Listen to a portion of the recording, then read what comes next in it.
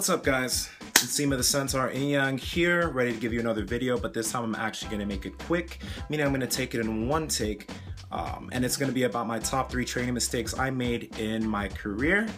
These aren't the only training mistakes I've made, trust me, I've made a ton, but these are going to be some big 3 ones, just so you can start making some gains right now. Let's start with number 1. Train to failure too often. When I first entered the gym, I wanted to feel the pump. I wanted to feel amazing. And what did I see most guys in the gym doing? Pumping out reps and training to failure a lot.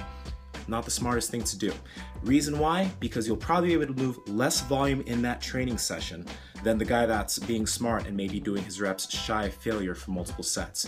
Let me give you an example, okay? The guy that's doing 2 failure bicep curls, let's say his first rep he fails at 16 reps, second set because he was so fatigued he was only able to do 12, third set 8, fourth set 5, the 5th set 4, okay? Compared to the guy who started with his first set 2 reps shy of failure at 14 reps, and maybe potentially because he did that, he left enough energy left in the tank to be able to do 5 sets of 14. Now, who moved more volume? The guy who did 5 sets of 14. And who's gonna get more gains? The guy who did 5 sets of 14 or the guy that pushed more volume in that session. What does this mean? Stop training to failure too often, okay? Train shy of failure, okay? And maybe the only reason you'll ever need to use failure is if you're testing for your strength movements like your squat or deadlift, and you're doing an AMRAP set, which is all that I do when I train to failure, which is as many reps as possible, just to test your strength and see where you are. This segues me into number 2, okay? Not focusing on my compound lifts.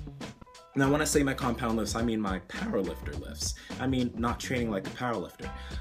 This doesn't mean that I'm telling you not to train like a bodybuilder. I'm telling you not to do your secondary bodybuilder movements. This means that I'm trying to tell you to focus on strength. Focus on the big 3, these big compound movements like the squat, bench, and the deadlift that are gonna give you the most bang for your buck. How do I mean you should do this? For example, for me, I have trained the squat, bench, and deadlift 4 times per lift per week for a cycle before.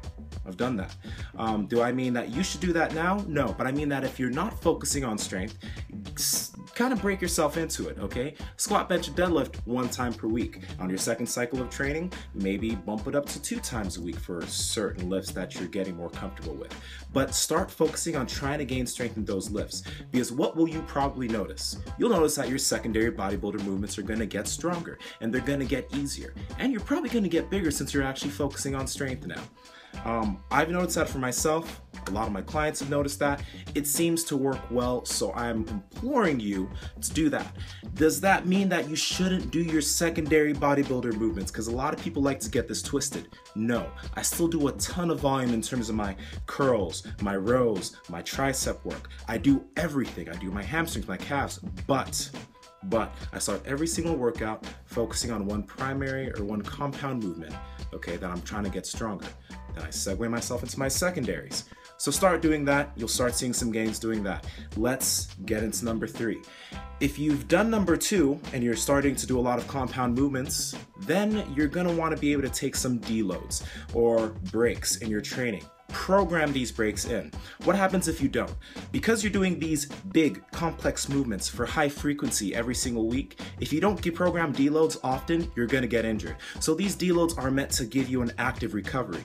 What does that mean? That means that maybe we take a few sets off, we lower the volume by 10 to 15%, and maybe we do a little bit less frequency in that week, so that in the next training cycle we have, maybe it's 4 to 5 weeks, we can then, boom, have enough energy in this next training cycle to get stronger in our primary and our secondary movements. I didn't do this a lot when I started training. I got injured a lot, so I'm trying to have you not get injured. So what you want to do is start to give yourself more breaks. Program that in a little bit more.